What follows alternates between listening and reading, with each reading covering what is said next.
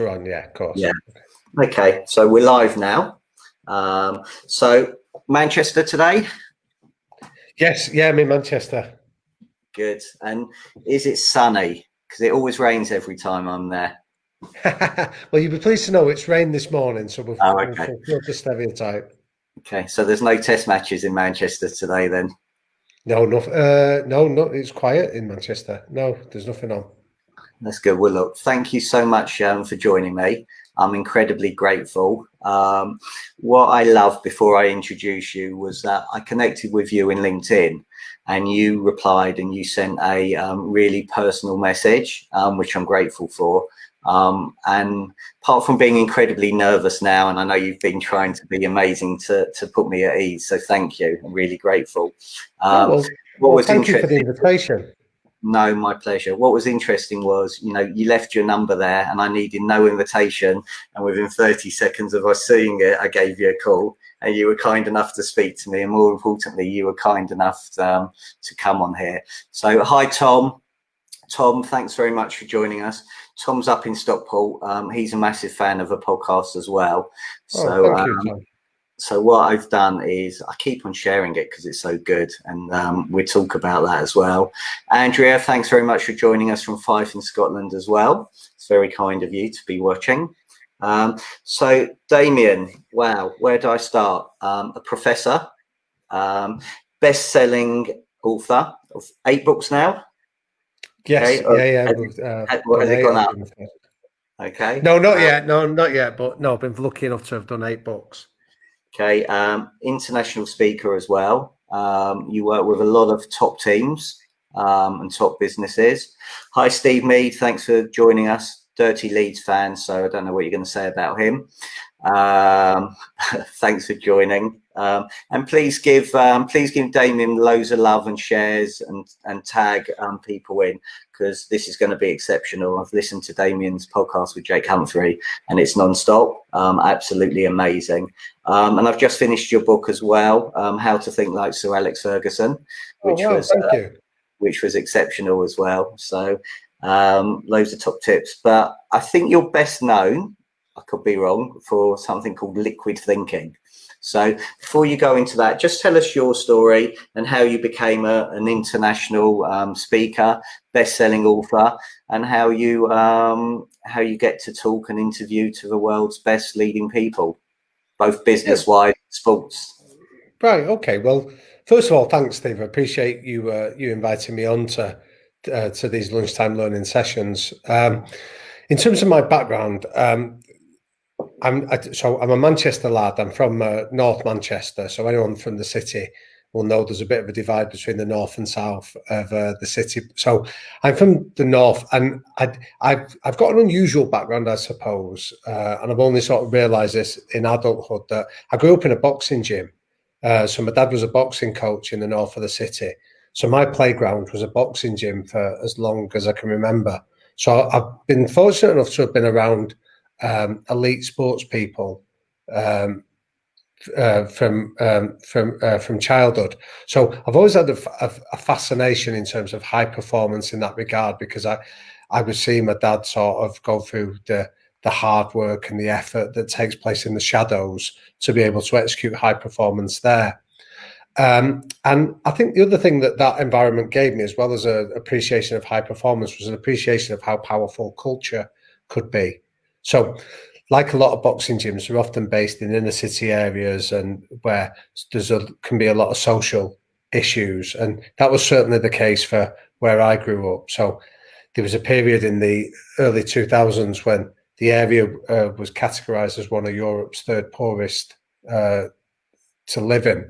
And that'll give you an idea of a lot of the sort of social issues. But the impact of the culture within that boxing club meant that a lot of those social problems never came across that threshold. It was almost seen as a sanctuary for a lot of people that didn't come in the club to learn how to box. They just came in to escape from some of the challenges of life.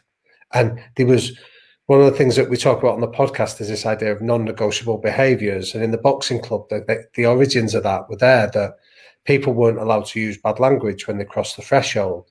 And it wasn't a moral judgment of somebody swearing. it was seen as one of the non-negotiable behaviours was discipline. And that started with self-discipline. And if you couldn't find a better way of speaking than just effing and blinding, that was unacceptable within that culture. Now, I'll fast forward 30 odd years, but there's a nice coda to it that Manchester Council named a road in honour of my dad, in tribute to the impact that he'd made on Manchester, and in particular that area of the city.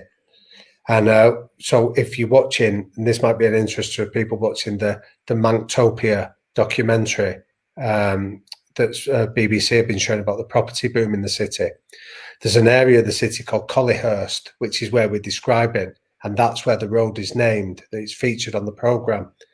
And when the council named it, there was about 300 people turned up to sort of pay tribute. And the nice thing was 90% of them had never set foot in a boxing ring, but they came to speak about how that culture of the boxing club had helped shape them as people, as parents, as partners, and as professionals through their life. So I felt incredibly blessed that that was my childhood playground all the way through. So I went into coaching. So I worked as a boxing coach and a football coach for a while still pursuing my studies at night school in Manchester. And then I was fortunate enough, 10 years ago now, I was offered the role of a visiting professor of organisational psychology and change at the university. So that's been a big part of a lot of the work that I do. But I also write. My wife describes me as a secret geek. So I love writing. I love the research and the writing. So I do an awful lot of that, which is around the books. And then the third point of view is I work with teams. So it's not just about taking ideas and sharing them in the books and on the podcast that I do with Jake. I work with the businesses and teams as well that are interested about how do you improve performance, how do you create high performing cultures. So it's a bit of an eclectic mix, but I suppose that I remember when I left school, I don't know if you had this experience, Steve, but I remember thinking one day, I wonder what my teachers would describe me as if anyone came and said, what was Damian Hughes like? And I think if I'm being charitable to myself, I think they'd say I was a nice lad, but a pain in the arse. And I think the pain in the arse bit came from, I just got bored easy. So I needed to have constant stimulations, constant new things going on. So I've sort of tried to structure my life where I work as a consultant with teams. I visit the uni as a lecturer there. I write the books and I do the high performance podcast with Jake that gives me a pretty full calendar that keeps me engaged and stimulated. Well, I'm grateful that you've given us your time over lunch today. So thanks very much, being so busy with everything. It's a pleasure. So just welcome, Michelle. Thanks very much for joining us. Tom has asked, is your dad Brian Hughes? Yes, he is. Okay. And Andy Overman's giving you a massive round of applause. So thank you. I think Tom's a Manchester fellow, and I think Shell as well. Afternoon to you is up in Manchester as well.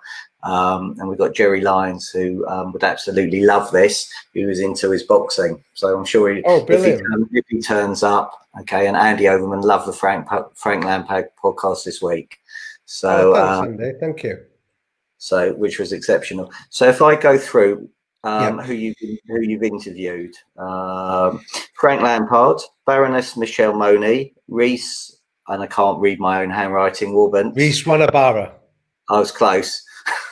Next time I need to write properly. Phil Neville, Shane Wayne, Chris Hoy, Dina Asher-Smith. God, it's like a who's who. Marcelina Samba, Ole Gunnar Solskjaer, Sean Dyche. Is it Colonel Dame Kelly Holmes? That was amazing. Dylan Hartley, Holly Tucker, Robin Van Persie, Tom Daly, Stephen Bartlett, Poch. Sorry, only one word for him. That's all you need. Yeah. And Rio Ferdinand. It's a bit of a who's there, and I know you've got some exceptional people coming on as well. I mean, for me, I view every day as a learning day. So, you know, what were your highlights from interviewing some of those exceptional high performance athletes and business people as well? Yeah, it's a really good question, Steve. I think if we go back to the purpose why Jake and myself came up with the idea of this high performance podcast, that what we wanted to do was that Jake's worked in the media and he covered Formula One for a long time, and now he's doing the football for BT. And I think that he felt he was around these exceptional people, and he'd always gone into it with the idea that there was a secret that they knew that nobody else did. And increasingly, he was finding that when he was going in amongst them, there was no secret. They were happy to share. This is how I got there. This is what I did. So he was finding that and thinking that there's something in this that we could share with wider population that would only see these guys on TV or on the sports field or things like that. And my background was that I working as a consultant, and as I said, I've been around this a long time, and I've sort of studied it and worked at places like Manchester United, like FC Barcelona, and international rugby and things like that. That I was almost trying to demystify it as well. So Jake and myself said, why don't we just interview these guys and we come at it from that point of view? And I think when people say to me, what are they like? I think that everybody's different, of course, but if there was a common thread, I would say that they are all relatively normal. And what do I mean by that? Well, the reason I say that that's an important factor is the fact is that they don't get caught up in the hype or the nonsense about them that often surrounds them. And it taps into a concept known as the Dunning-Kruger law, which is why normality is key. So the Dunning-Kruger law is something that I'm sure people listening to this will know people that suffer from the Dunning-Kruger law. So let me explain it. That it's named after two psychologists at Cornell University called Dunning and Kruger. And the point that they made is, if you're good at something, you're intelligent, you also possess the intelligence to know why you're good at it. But if you were to flip it on its head, if you're bad at something, you're too stupid to understand why you're bad at it. So the obvious example is if you think of something like the first stages of programs like X Factor or Britain's Got Talent, the bit that everyone loves is when the idiots turn up. So when you hear somebody saying, "Oh, I'm going to sing like Mariah Carey," and then they go on the stage and they sound like a cat being strangled, that's funny because it's that gap between their self-awareness and what they can actually do that makes us laugh, and that gap is what is referred to in psychology as the Dunning-Kruger law. So they don't understand how bad a singer they are to realise how far away from Mariah Carey their abilities fit. So in your industry, you know, if you get people saying, "Oh, I'm going to smash targets this year and I'm going to dominate the market and the sector, like everyone's going to come to me," and then you see that they fail to build trust, they fail to have credibility, they don't follow through on what they say, you will observe that gap of the Dunning-Kruger law between what they think they do versus what they can actually execute. So I think what's been really interesting on the High Performance podcast is the amount of these people that they can explain why they're good at a certain domain, but they also, like when we've asked, I'll give you an example, when we interviewed Dylan Hartley, the former England rugby captain, and we said to him, how do you apply some of this stuff with your children? Because he's a father of two young children. And he didn't bluff us. He just went, I've got no idea. He said, I can tell you why I was successful at rugby and why I've thrived for so long. He said, but as a parent, I've got no idea. I'm learning from the start. So it's almost, you're hearing people that are experts in their field and they're able to articulate why they're experts at it and some of the characteristics, but they're not claiming that gives them a knowledge of different sectors or different markets. They're humble enough to realize why they're good at it, but also humble enough to realize what they're not good at. And I think that's a really powerful lesson for any of us in any walk of life. That I'm sure you've met people that have been successful, say, in business and have made a fortune, and then you listen to them make pronouncements on politics or on sport or on any other domain, and they think that because they've had success in that one field, that gives them a platform to be able to make all kinds of other declarations on other fields. And that's not what we're seeing with the High Performance podcast interviews. Okay, so I've got a few questions that have come in as a result of what you said. And you're going to love these. Sorry. That's the beauty of them coming live. So I suppose Foden and Greenwood appreciate they're good at football, just not too clever at understanding what is required of them as role models or individuals who should be responsible. Would this be applicable to the rule you're talking about? Well, I mean, I don't know a great deal about what's gone on with them. I've just heard a headline this morning on the radio, but what I would say is that they haven't applied to be role models, and we need to be careful about that. So let's put in fact that one of them's an 18-year-old boy, one of them's a 21-year-old boy that have made an error of judgment from what I can understand. Now, hands up, who's never done that at that age? You know, who hasn't made a mistake? And although they've been put on a platform, they haven't signed up to be role models here. And I think we need to cut them a bit of slack in that regard and say they're young boys that are in unusual circumstances. So again, if we relate it, one of the questions I was interested in is asking Rio Ferdinand, said, how do you spot hangers on? And Rio Ferdinand gave us a real insight into his world. He went, you know what? He said, it's incredibly hard. He said, I came from an estate in Peckham. He said, and very quickly by the age of 20, he said, no restaurant was ever shut for me. No shop ever wouldn't open up. No woman that very few women I approached would ever refuse my advances. And he said, so he said, nobody ever said no to me effectively, which then starts to create a weird warped world that you surround yourself with. And the analogy he used, he said, spotting a hanger on is like trying to separate the whites from the colours while the washing machine's already on. You're in this whirlwind of expectation that is very difficult. And I think in the case of these two lads, it's easy to give them a kick in and say how stupid they are and ridiculous and they're role models and they've not behaved. But if we start from a human understanding of this is an 18-year-old boy and a 21-year-old lad that maybe have been set up or maybe they've been enticed into something that is an error of judgment. But I think we need to be careful about rushing to judgment for some of these characters. Okay, well, Steve Mead likes your answer. There you go. Thanks, So, Steve. Tom McGee, one of the things that stood out to me on the podcast was the power of having and holding people to high standards. How do you think this can be applied to business? And how do you think that can work with less than high performers?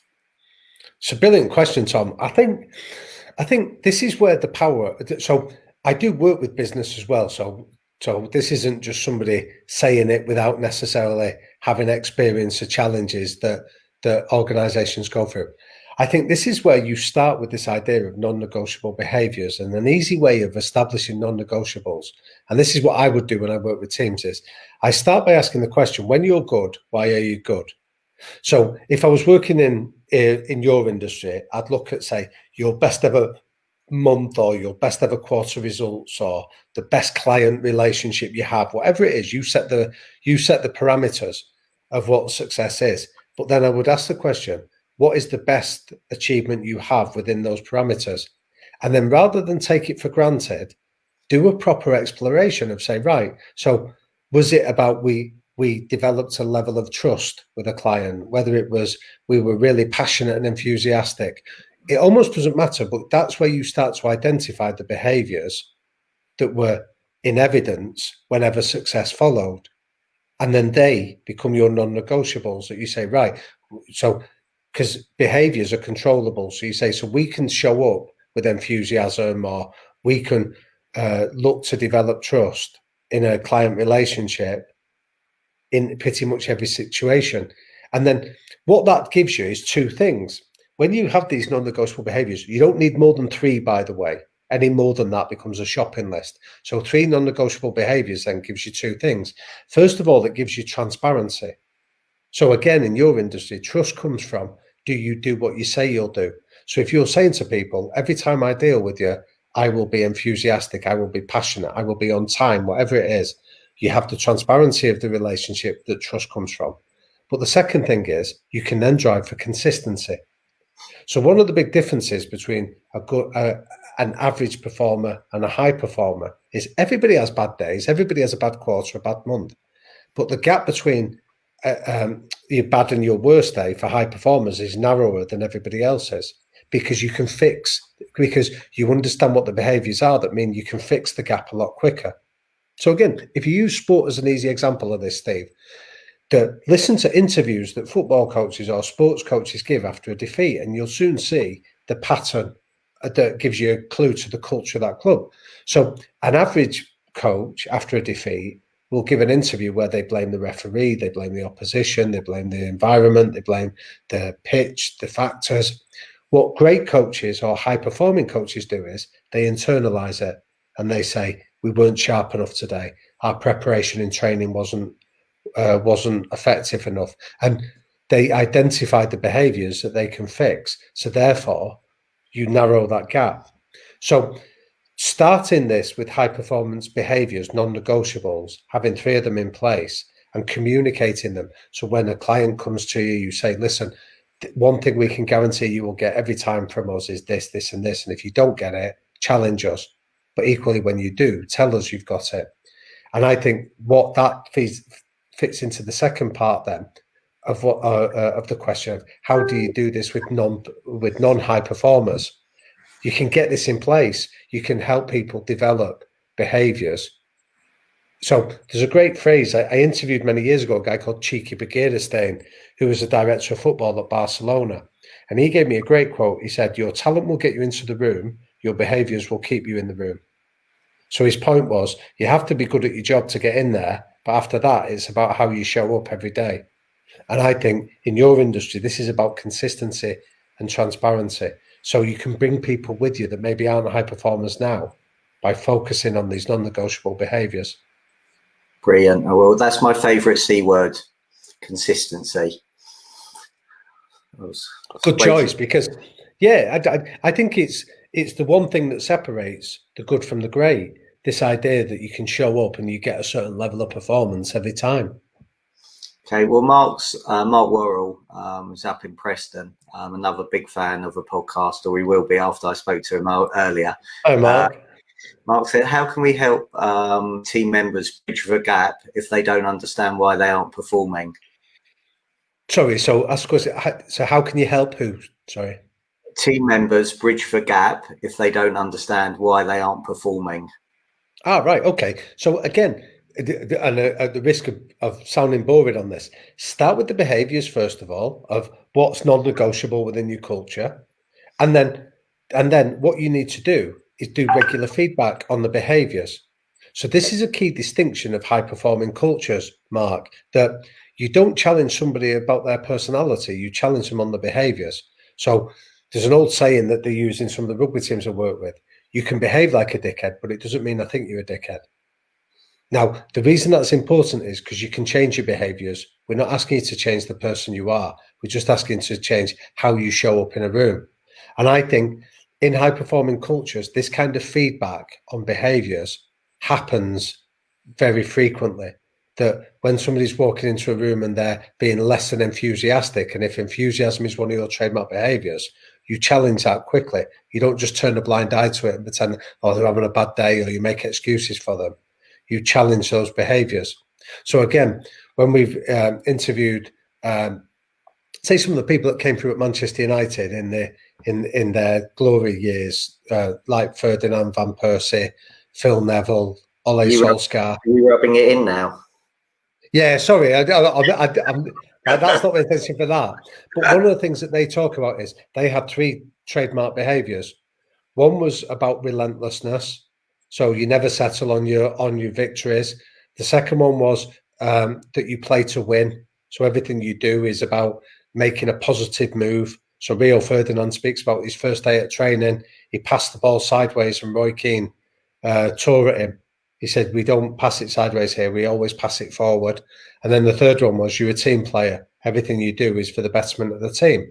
So when people didn't behave like that, they were quickly called out on it rather than just turn a blind eye to it and make excuses. They were called out. And all of our high performers from that culture can tell us about those behaviours and tell us how they were constantly monitoring. So Ferdinand gave us a great example where he said before a game, Dimitar Berbatov didn't work hard and he ambled across. And he said, what are you worried about? He said, at Barcelona, they wouldn't run as hard as this. He said, and the feedback was, well, fuck off to Barcelona then. So in high performing cultures, they talk about this idea of the FIFO effect, and FIFO says fit in or F off. But you can only do that when you know what the behaviors are. So when it comes to this isn't about, and apologies if it comes across as I'm suggesting it has to be aggressive or confrontational. It really isn't. It's about challenging on the behaviors and recognizing it when people do show up with these behaviors. So a nice phrase maybe to stick in your mind is catch people in and catch people out. So when they don't show the behaviors, catch them out and let them know. When they do show the behaviors, catch them in and recognize that they've showed up and demonstrated them. Fantastic. Thank you. How do you get people to take responsibility for their actions then? Because, you know, right, yeah. So again, this has been a big theme. Jake's really hot on this on the podcast of fault versus responsibility. So it might not be your fault, but it's your responsibility to do something about it. So when things go wrong, language is always the key to this, Stephen. So listen to how people deal with failure. So when they start pointing the finger and saying it's not me, it was you, or looking to attribute blame or looking to suggest it was somebody else's fault, you need to be on it really quickly and get people to understand we're not looking for fault, but we're looking for people to take responsibility and fix this kind of stuff quite quickly. So you have to be really aware of it until it becomes inculcated that there's almost a no excuses culture. And that's, again, just look at who. So there's a concept known as psychological safety that's worth, if anyone's exploring this. The research comes from a lady at Harvard called Amy Edmondson. And this is about 20 years ago. She went into hospitals where she started exploring high-performing hospitals versus low-performing hospitals. And one of the interesting facts she found was in the best-performing hospitals, they had the highest recorded near misses or incident rates. And she couldn't get her head around it at first. She looked at it and went, hang on a minute, how can these be high-performing hospitals and deliver phenomenal results? And yet they're making more mistakes than a lesser performing hospital. And when she explored it deeper, what she discovered was that was the point, that in a high-performing culture, they weren't looking for fault, they were looking for responsibility. So if people made a mistake, they put their hand up quickly and went, sorry, I've made a mistake. And they shared it without worried about being dragged over the coals or made a fool of or being disciplined. So they could make sure that the responsibility was it wouldn't happen again. Whereas in low-performing cultures, people hid their mistakes. When they made a mistake, they didn't report it because they were worried about the consequences. So you keep your head down and nobody learns.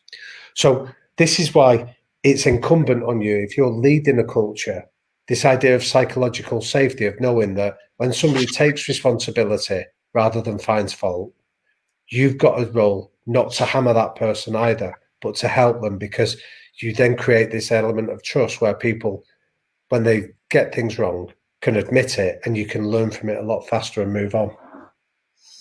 Thank you. So quick question from Tom. How much of that culture was set by Sir Alex and how much by the initial group of senior players, Cantona, Keane, Bruce?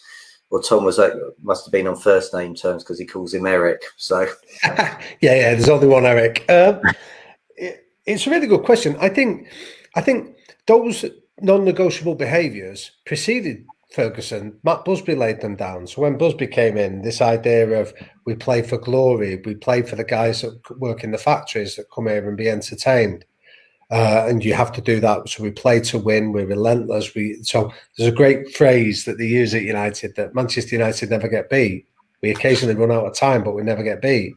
That taps into this relentlessness. We play to win, and we're representing a bigger cause. This idea of being a team player, that was laid down by Busby. And then as people came in the years between, they almost either diluted it or neglected it. I think Ferguson then came back in.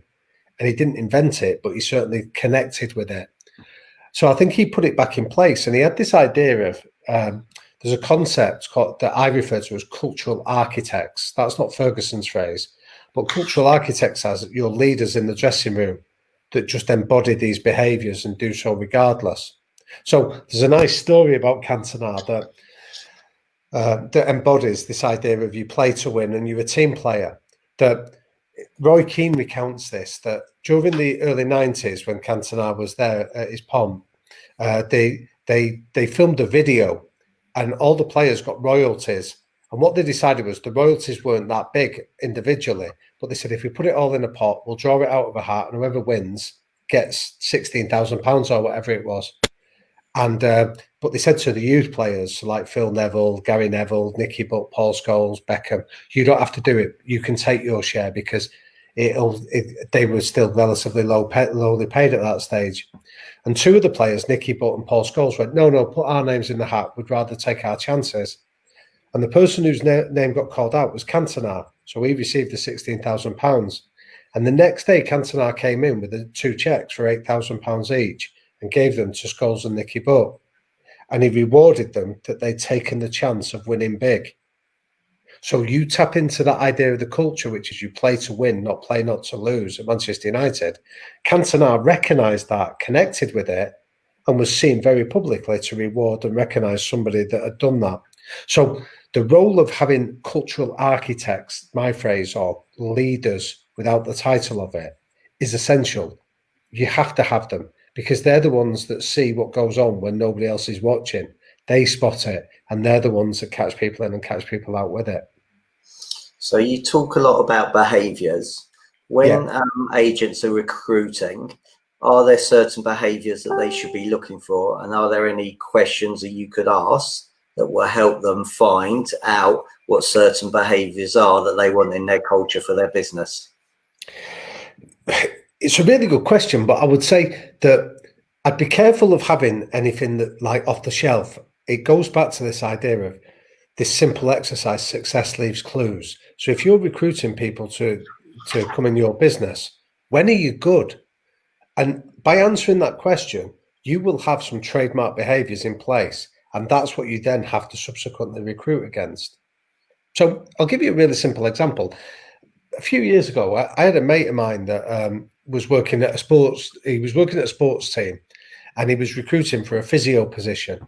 So he phoned me up and he said, Damian, he said, I've got a problem. I said, what? He said, I've been inundated with high caliber candidates. And I said, what's your problem? He said, I don't know who to choose because they're all qualified to do the job. So I said, right, let's start with your trademark behaviours. I said, what's the non-negotiables? So when your department works well, what are they? And he came up with 2. He said, I need them to be adaptable and to think on their feet. And I need them to be resilient. So when things go wrong, I just need them to be able to grit the teeth and get on with it. I said, right, great. So he said, how can we now test for this? So what he did was, and this might infringe employment law, so I'm not suggesting you do it, but I'll give you an idea. But what we did was we came up with an idea. He got his top 3 candidates. So he selected them on criteria. He did sort of like screening interviews and he got his top 3. Then when it came to the day of the interview, he sent them the wrong address of where they needed to go to. Now, it was what could have passed as a legitimate mistake. So he sent them to the ground rather than the training ground or somewhere like that. And then he said, sit back and wait and see what happens. And what was interesting was 2 of the candidates distinguished themselves by, so one of the guys phoned up the night before to get the correct address. So that showed the fact that he was resilient and adaptable. The other guy turned up for his interview an hour early.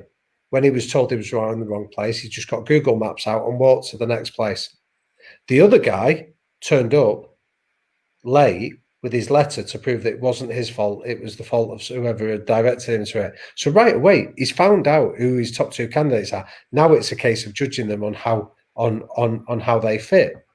So I've heard of people like a friend of mine was telling me recently about a guy called Peter Vardy that runs a car showroom, a dealership in Scotland. And one of his equivalent tricks of that is he gives a salesperson £10. Says, tell me what you do with it. Tell me what you do with that £10. And what he's looking for is who's the guy that just pockets it and sees it as free money versus who's the guy that works out, what can I do with this? Who can I give it to? Who can I reward with? Or how can I give you a service back for what you've just given me? It almost, I'm not sure what the trademark behavior he's looking for is, but isn't that an interesting way of finding out how somebody would behave in a certain moment? So when you're interviewing, if you know what the trademark behaviors you're looking for is, think of ways, whether it's questions you can explore or situations you can put an agent in, that gives you an idea of whether they do buy into your non-negotiable behaviors.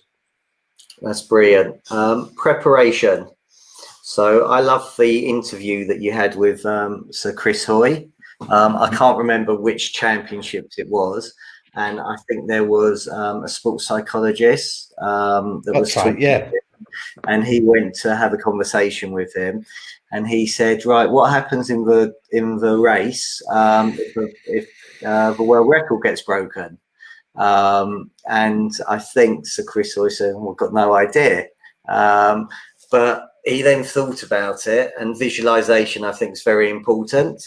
And I know the fourth place person broke the world record, the third place person broke That's right, yeah. the second person broke the world record, and then I think Sir Chris Hoy from memory broke the world record. He went But last, preparation for me is massive, and is key in whatever you do. And I know professionals practice before they play.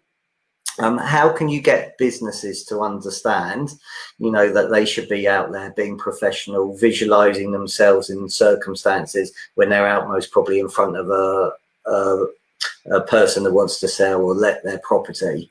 What preparation should businesses to be doing to do exactly what obviously that's amazing what Chris Hoy did, and we all look up to that, but there's lessons there. I know massively. trains 6 to 8 hours a day before he goes on to a tournament. So it's a really powerful example. So Chris Hoy, the story was that it was in 2003. He was the world champion. He went to Germany. He was racing in it. His big rival called Stefan Nimke smashed the world record, literally the race before his. And Chris Hoy panicked, threw his game plan out of the window, tried to compete, and he ended up coming sixth. And he was devastated by it. So it was the year before the 2004 Olympics.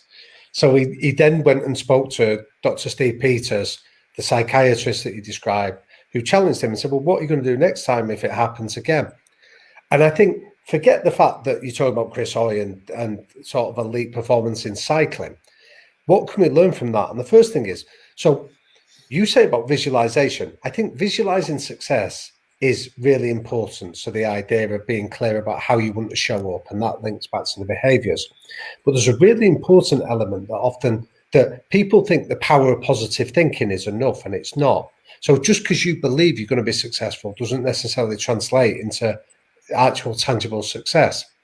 Another nice exercise to do is to conduct an exercise known as a pre-mortem. And a pre-mortem, Steve, is a phrase from a psychologist called Gary Klein in America. And a pre-mortem says, before you set off on any project, ask yourself the question, what could kill me? So what are the factors here that could derail this potential deal? And make the time to think about how you're going to handle those difficult moments when they happen. So when I work with sports teams, I sometimes, I don't call them pre-mortems, I call them your oh shit moments, where you say, when the roof's just fallen in, how are you going to handle those moments rather than just go, oh shit, what are your plans for how you're going to deal with them? Because what it's been proven, this is the research of this guy, Gary Klein, is that you improve people's resilience in difficult moments.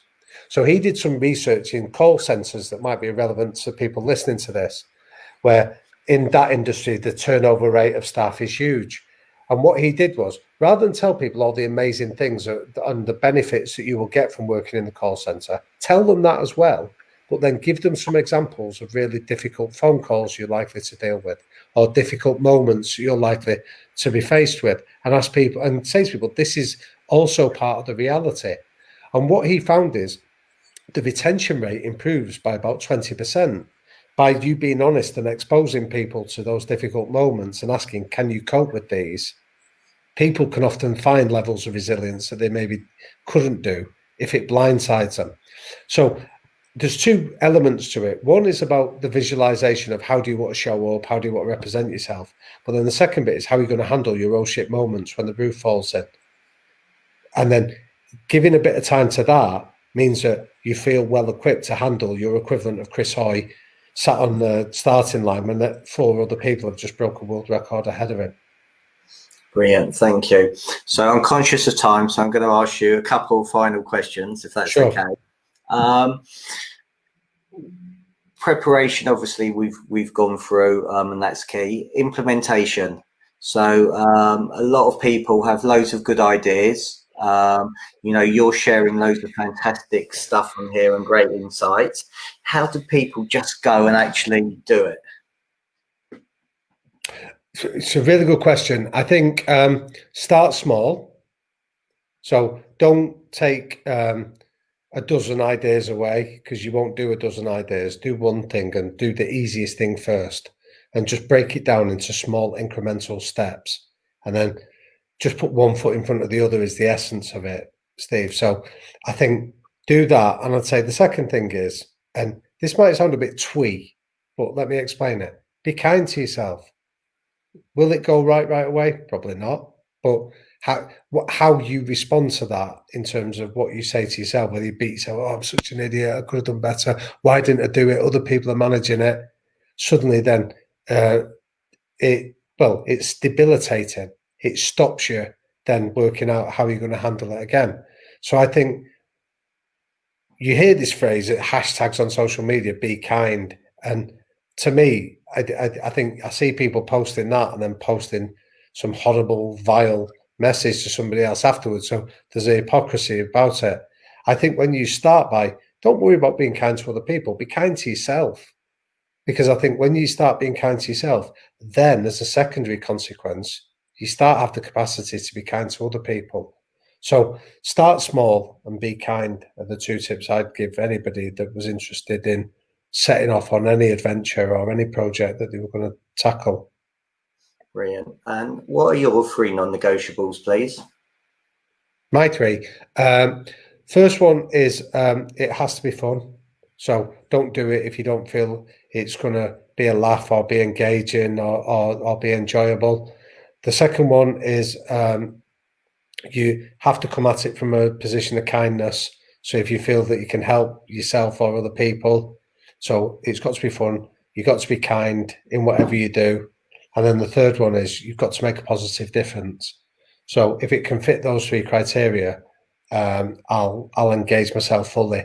If it doesn't, it forces me to stop and think a little bit deeper, you know. And I've got 2 young children. I pass those values in many ways onto them, that when they go to school, they say, are you enjoying it?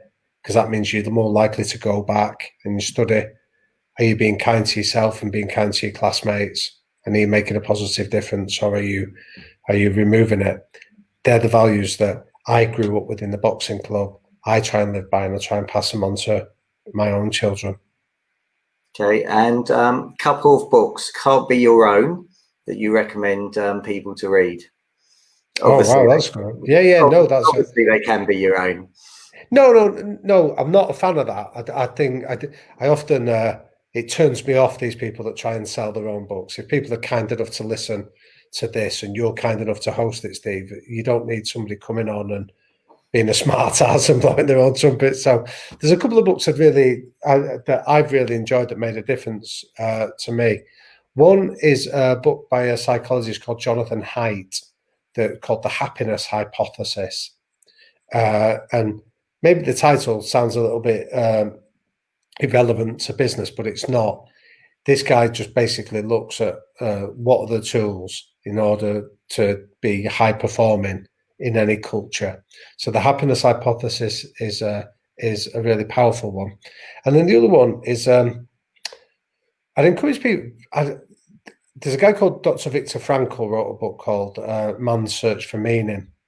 It's not a light book, but it's a book that will have quite a profound impact on anyone that reads it.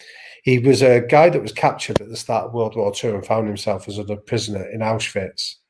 And he survived the experience, and the book is his reflection on why did I survive. And the stats were that 1 in 28 people would survive that went into Auschwitz came out alive. So he asked himself the question, why did I survive? And 27 other people that went in with me didn't. And he comes back to this idea of just choice and the power of choice, that you can either let events overwhelm you, or you can try to impose yourself to some degree on it. But it's powerful. And I think, so the happiness hypothesis and Man's Search for Meaning are 2 are two books that are certainly worth anyone's time to read them. Fantastic. Look, thank you so much for your time. It's definitely been fun. You've been Good. very kind for being a guest for 45 minutes. I'm feeling good. Well, I'm feeling exceptional, and already, you know, feedback's coming in. What an exceptional guest! 3 great non-negotiables. Have loved this. Excellent, guys. Thanks. Okay, and one final question to keep Tom happy, as he knows your dad. I would like to know, what was the best sparring session you've ever seen whilst at the club?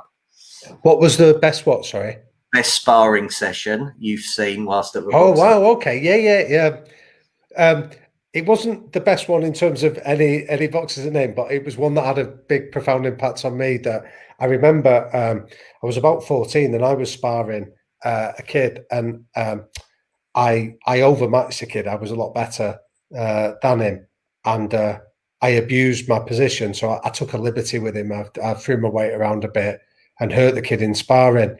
And I was feeling really cock of the walk, full of myself as I got out. And my dad stopped me. He said, "Where do you think you're going?" I said, "Oh, I've finished sparring." He said, "No, you haven't." He said, "Get back in the ring." And he put me in the ring, and he put a young pro with me, a guy called Craig Dermody, that was a phenomenal boxer. And Craig was a lot lighter than me. He was a bit older than me. And for 9 minutes, he humiliated me. I couldn't get anywhere near him. He just kept knocking my head back. He kept slipping everything that I did. And when I got out of the ring, I had tears stinging in my eyes of frustration, and I was furious. And my dad said, "How do you feel now?" And I said, "It was dreadful." And my dad says, "That's what you did to that guy before." And he said, "Don't ever, ever abuse your position." And he said, "And you've just experienced the humiliation he did." And he said, "And I hope you remember it for a long time." And that was 30 odd years ago that I experienced it. And it still sort of sends a shiver down my spine today. So in terms of the best sparring one that left a lasting impression on me, it was that one that nobody else would remember, but it was significant in terms of shaping a little bit of my identity and some of those non-negotiable behaviours I spoke about. I hate bullying, I hate people taking liberties and not being kind effectively. So I know it might sound a bit of a cop-out because there's been a lot of phenomenal fighters that have gone through the club, and I've seen some incredible sparring sessions, but that was the one that had the most impact on me. Brilliant, thank you. For everybody watching this now or replay, thanks very much. The High Performance podcast comes out every Monday. It's exceptional. Yeah. I think on the Sunday at 7 o'clock or 8 o'clock, I think you and Jake have a discussion on Instagram as well. So they are both well worth listening to. Subscribe to it. And what we all like on our podcast is reviews, especially 5-star ones. So, you know, it helps share the message. It helps share the message and get it out wider. And, you know, I know you're trying to build a fantastic community, whether it's on, you've got your own YouTube channel as well. So for everybody, please do subscribe, because there's some amazing lessons. Well, thanks, Steve. Where you said success leaves clues. And, you know, listening to all these high performance people, you know, success definitely leaves clues. So I'm incredibly grateful that you've given up your lunch to come on and speak to us and all the estate. So thank you very much. Thank you all for watching. Now on Thursday, I'm going to have Ryan Wolforden, if he's out of isolation, and back. And he's going to be talking about John McGrath's book, You Inc., which is an exceptional book. So thanks very much for watching. Damian, thanks for being an exceptional guest. You know, said really, really kind, made me feel good, and it's been loads of fun. And I could honestly talk all day. But you've got stuff to do because you're a busy person, and I've got a training session coming up in 30 minutes that I need to. Oh, well, you get on. Well, good luck with it, and listen, and thank you for anyone that's been kind enough to tune in and listen. I'm really grateful, and I've thoroughly enjoyed it. So thank you for having me, Steve. Brilliant. Thank